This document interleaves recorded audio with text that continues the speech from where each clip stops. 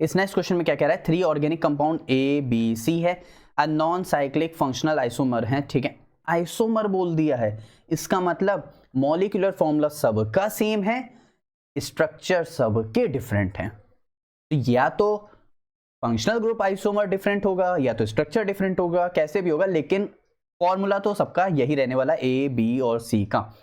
अब कह रहा है ए और C give positive Tollens test but B नहीं दे रहा है। इसका मतलब ए हमेशा की तरह क्या है, एल्डिहाइड, सी क्या है, एल्डिहाइड, और बी हमारे पास क्या है, कुछ और है, लेकिन वो टॉलेंट टेस्ट तो नहीं दे रहा है। ठीक है, अच्छा मैं टॉलेंट टेस्ट थोड़ा सा बता देता हूं बच्चों को, शायद ना पता हो।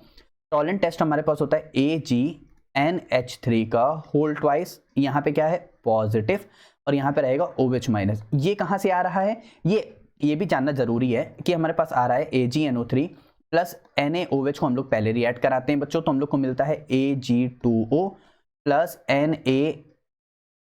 अरे यहाँ से हट जाओ, यहाँ से NaNO3, यहाँ से NaNO3, बाकी बचा Ag2O। अच्छा H बच गया तो वो H वाटर के फॉर्म में क्या रहेगा, H2O वाटर के फॉर्म में बाहर हो जाएगा। अब ये Ag2O जो है ना, Ag2O जो है वो वापस से रिएक्ट करता है अमोनियम हाइड्रोक्साइड के साथ।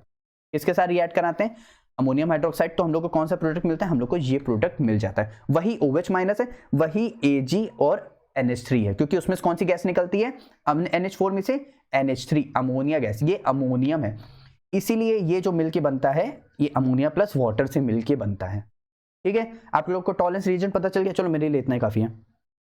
अब इसके बाद क्या कह रहा है, इसके बाद कह रहा है पॉजिटिव टॉलरेंट टेस्ट दे रहे हैं। इसका मतलब हमारे पास A और C जो है वो हमारे पास एल्डिहाइड हैं और वो रिएक्ट कर रहा है, पॉजिटिव टॉलरेंट टेस्ट दे रहा है। ठीक है, तो यानी ये क्या हो रहा होगा, ऑक्सीडाइज हो रहा होगा। ठीक है भाई, खुद रेड्यूस होता है टॉलरेंट टेस्ट तो दूसरे को ऑक्सीडाइज करता है, तो एल्डिहाइड किस में कन्वर्ट हो जाएगा, कार्बोक्सिलिक एसिड या फिर उसी का एसिटेट आयन। ठीक है, बट लेकिन बी जो है वो दे रहा है आयोडोफॉर्म टेस्ट। हमारे पास बी आयोडोफॉर्म टेस्ट दे रहा है, आयोडोफॉर्म यानी I2 प्लस NaOH रहेगा, जो कि हमारे पास क्या बनाएगा, CHI3, इसी को बोलते हैं आयोडोफॉर्म, जो कि येलो PPT शो करता है। ठीक है, अच्छा लेकिन कंपाउंड A और B जो है वो रिडक्शन रिएक्शन दे रहे हैं विद जिंक एमालगम और कॉन्सेंट्रेटेड HCl के साथ। इसका मतलब वो एल्डिहाइड भी दे रहा है और कीटोन भी रिएक्शन दे रहा है, जिंक और एमालगम यानी Hg और यहाँ पे HCl कॉन्सेंट्रेटेड HCl के साथ। ये रिएक्शन का नेम मैं आप लोग को बता देता हूं, ये रिएक्शन का नेम है Clemmensen reduction, Clemmensen reduction reaction, Clemmensen reduction reaction. I hope इतनी बात पूरी आपको ब्रीफ हिस्ट्री समझ आ गई होगी। अब हम लोग स्टार्ट करते हैं, C4H8O है, चलो यहाँ पे ध्यान देते हैं, C4H8O यानी CH3 CH2 CH2 C double bond OH। ठीक, इसी का कीटोन भी बना देते हैं, CH3 C double bond O CH2 CH3।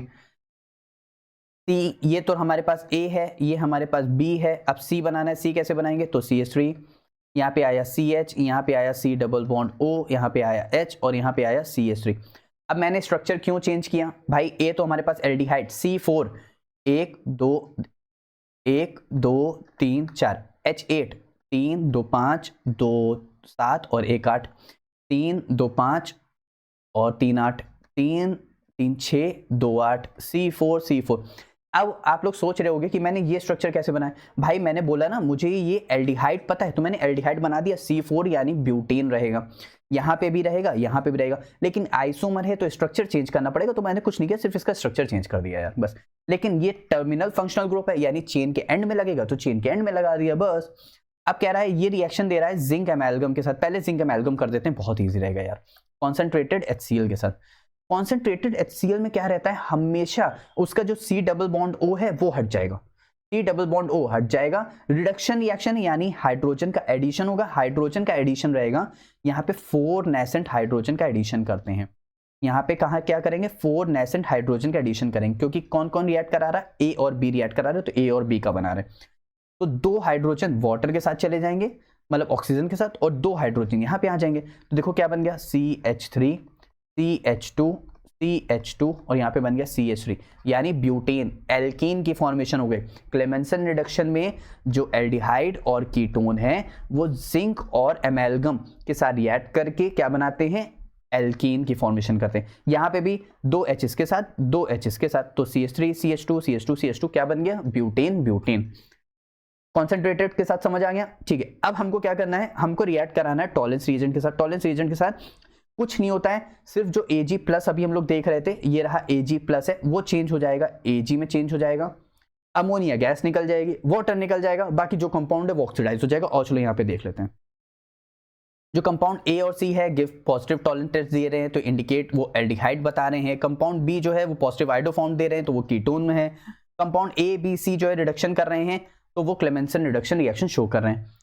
अब कंपाउंड B जो है वो लीस्ट रिएक्टिव है टुवर्ड्स HCN, क्योंकि यहाँ पे ध्यान दो इसके आखिरी वाले पार्ट में क्या कह रहा है, इसके आखिरी वाले पार्ट में कह रहा है जो कंपाउंड B है वो लीस्ट रिएक्टिव है टुवर्ड्स HCN। क्यों, क्योंकि यहाँ पे जो बल्की ग्रुप रहेगा, अच्छा यहाँ पे ध्यान दो, यहाँ पे HCN यहाँ पे इजीली अटैक मार सकता है, इसके ऊपर माइनस चार्ज इसके ऊपर प्लस चार्ज, क्योंकि ऑक्सीजन मोस्ट इलेक्ट्रोनेगेटिव है तो CN वहाँ पे अटैक मार देगा, ठीक है।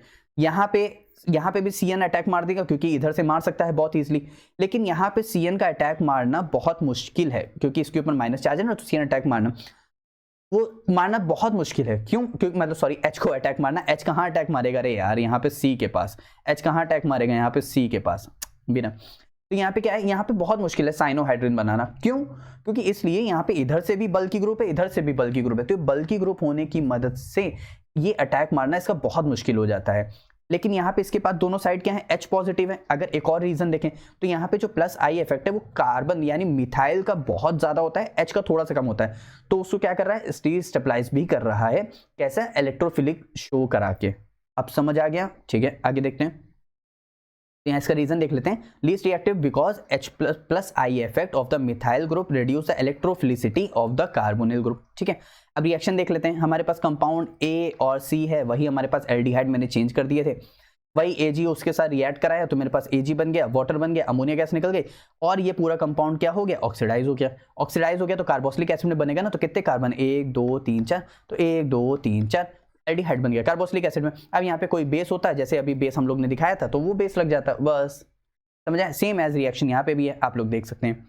अब इसी को हम लोग ने आइडोफॉर्म रिएक्शन, आइडोफॉर्म में जो मिथाइल ग्रुप है वही कन्वर्ट हो जाता है CHI3 में, बाकी पूरा एसिड ये क्या है CH3 CH2, यहाँ पे क्या लगा हुआ है C डबल बॉन्ड O, यहाँ पे क्या लग जाएगा ONA लग जाएगा, क्योंकि ये ONA उठ करके चला जाता है इसके पास, ठीक है। बाकी बचा वो जो H बच गया है वो H अलग हो जाएगा वाटर के साथ, एक Na वहां चला गया तो 3 NaI इधर चले जाएंगे, बाकी बचा सोडियम, सोडियम इसके साथ आ जाएगा क्योंकि इसके ऊपर आ जाएगा माइनस चार्ज, क्योंकि ONA जा रहा था ना उधर, और यहाँ पे CH3 जो है वो CHI3 में कन्वर्ट हो गया, यानी क्या बन गया, आइडोफॉर्म बन गया, जिसका क्या होता है, येलो PPT होता है।